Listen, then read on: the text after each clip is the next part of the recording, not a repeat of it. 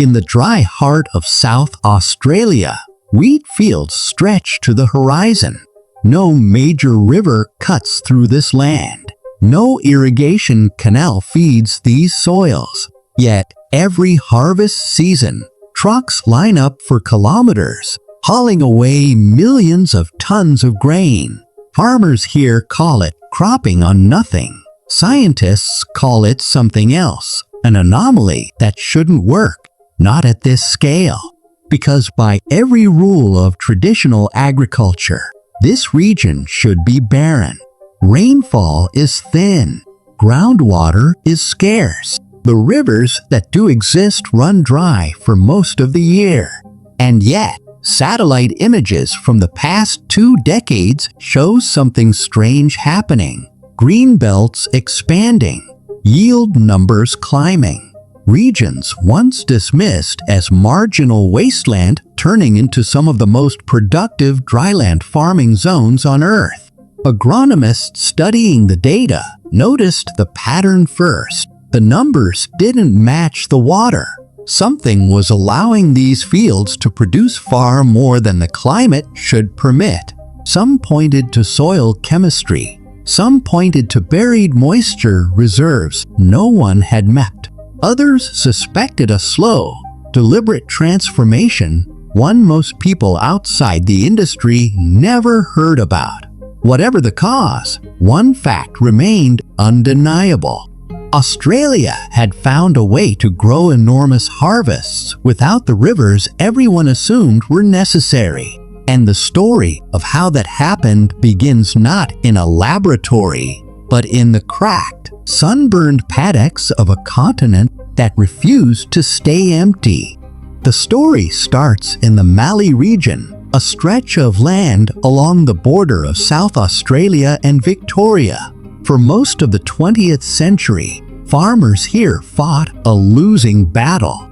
Thin topsoil, blistering summers, rain that came, if it came at all, in short, unpredictable bursts. Early settlers who tried wheat farming in the 1900s often failed within a few seasons. Some abandoned their properties entirely, leaving fences half buried in drifting sand. Locals still talk about the dust storms of the 1930s, walls of soil rolling across the horizon, swallowing homesteads whole. By the 1940s, agricultural officers had quietly written off large parts of the Mallee as unfarmable. But a handful of stubborn farmers refused to leave. One rancher, working a property near Oyen, kept detailed notebooks of his soil and rainfall each year. He noticed something odd. In certain paddocks, after specific years, the soil held moisture longer than it should. No rain event explained it. No irrigation source was nearby. He mentioned it to a neighboring farmer, who dismissed it as luck. But the pattern repeated. Year after year, the same paddocks outperformed the rest of the district, sometimes by a wide margin. Word spread slowly through local agricultural circles. A researcher from the state's agriculture department visited to inspect the soil personally. What he found didn't match any existing model of dryland farming behavior. The soil structure itself seemed to be changing. Something was happening beneath the surface, something nobody could yet explain. And in a region already famous for its failures, that discovery was about to attract far more attention than anyone expected. The agriculture department researcher didn't leave after his first visit. He came back with a soil scientist and a set of testing equipment. Together, they dug trenches across the property, layer by layer, searching for an answer. What they found puzzled them even more. The subsoil in the high-performing paddocks contained a strange density of fine clay, layered beneath the sandy topsoil like a hidden barrier. No one had recorded this structure in the district before. The rancher who first noticed the pattern grew uneasy. For years, he'd assumed his success came from careful management, maybe stubborn instinct. Now scientists were telling him it might be something else entirely, something buried in the land long before he ever touched it. Neighboring farmers began requesting soil tests on their own properties. Some found the same clay layer, others didn't. Frustration spread through the district. Why did some paddocks have it and others not? Was it random? Was it something farmers had done decades ago without realizing it? One elderly farmer recalled a controversial technique used by his father in the 1950s, deep ripping the soil with heavy machinery, breaking through hardpan layers most people considered a waste of fuel and time. At the time, agricultural officers had discouraged it, calling it reckless. Now, researchers wondered if that reckless method had accidentally created something valuable. If true, it meant the transformation wasn't natural at all. It meant decades ago, someone had unknowingly engineered the very soil structure now driving record harvests. But before anyone could confirm it, a new problem emerged. One that threatened to undo everything. The new problem showed up in the soil samples themselves. In several paddocks, the clay layer that seemed to boost yields was also trapping something else: salt. Deep beneath the surface, mineral salts had been rising slowly through the soil profile for decades, hidden from view. Farmers had no way of seeing it coming. By the time white patches began appearing on the surface of certain fields, the damage below ground was already severe. Crops in those patches withered, even with normal rainfall. One farmer described walking his paddock and finding a section of wheat collapsed overnight. Stalks turned brittle and pale, like the life had been pulled out of them.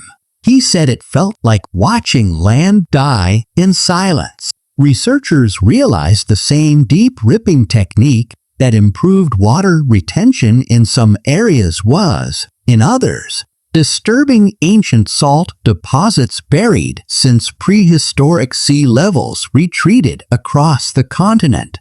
It was a discovery no one wanted.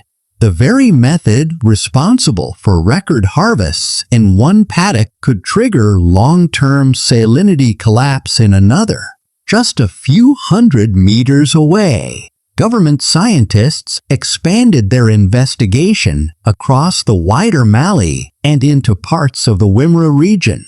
Soil maps, once considered reliable, were quickly proven outdated. Some properties thriving today were flagged as high risk for salt outbreaks within a decade. Farmers who once celebrated their soil's hidden advantage now feared what else might be buried beneath their land.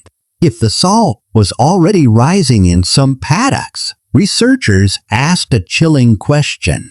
How many more properties across the region were sitting on the same slow-motion disaster, waiting to surface? That question set researchers back to the archives. They needed to understand the land before farming ever touched it. What they found reshaped the entire investigation. Long before wheat fields existed, this region sat beneath an ancient inland sea. When the sea retreated millions of years ago, it left behind vast underground salt deposits, sealed safely beneath layers of clay and rock. For thousands of years, that salt stayed locked away, undisturbed, harmless. Then came land clearing.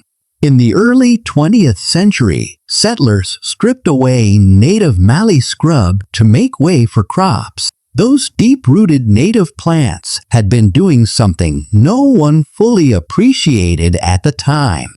They were pulling groundwater upward and using it, keeping the water table low and the buried salt exactly where it belonged. Once the scrub was gone, the water table began a slow, silent rise. Decades passed before anyone connected the dots. The deep ripping technique, celebrated for improving yields, was in some areas accelerating that same rising water table, pushing ancient salt closer to the surface faster than natural processes ever would. One soil scientist called it waking a sleeping problem that took millions of years to fall asleep. Farmers were stunned. The very success story drawing national attention had a darker twin buried in the same soil, on the same properties, sometimes in the same paddock. Government agencies now faced a difficult choice: continue promoting the techniques responsible for record harvests, or restrict them to prevent a slow ecological disaster. Whatever they decided, one thing was certain: the full scale of the problem and the extraordinary response farmers would build to fight it was only beginning to surface. Agencies didn't ban the technique. Instead, they moved fast to control it. Within a few years, new mapping programs swept across the Mali and Wimmera, testing water tables property by property. Farmers who once resisted government involvement now welcomed it, desperate for answers. The rancher who first noticed the moisture pattern decades earlier watched his own land tested for salt risk. His paddocks, it turned out, sat on some of the safest ground in the district, protected by a natural rock shelf researchers hadn't detected before. Luck, not just management, had shaped his success. Other farmers weren't as fortunate. Several properties were forced to change practices entirely, planting deep-rooted perennial vegetation along drainage lines to hold the water table back down. Some paddocks were retired from cropping altogether, left to recover. It was a hard, humbling shift for an industry that had prided itself on pushing dry land further than anyone thought possible. But it worked. Within a decade, salinity outbreaks slowed across monitored zones. Yields in the safest paddocks kept climbing, driven by better science instead of blind expansion. Australia's Dryland grain belt became one of the most closely studied agricultural systems in the world, admired for its scale, but now also respected for the danger hidden beneath it. The story of this land is not a simple success story. It's a reminder that soil holds memory of ancient seas, of native roots torn away, of decisions made generations ago that quietly resurface today. Millions of tons still leave these fields each year, without a single major river in sight. But now, farmers watch the ground beneath them a little more carefully. If you want to see more true stories like this, where human ambition collides with the hidden forces of nature, subscribe and stay for what we uncover next.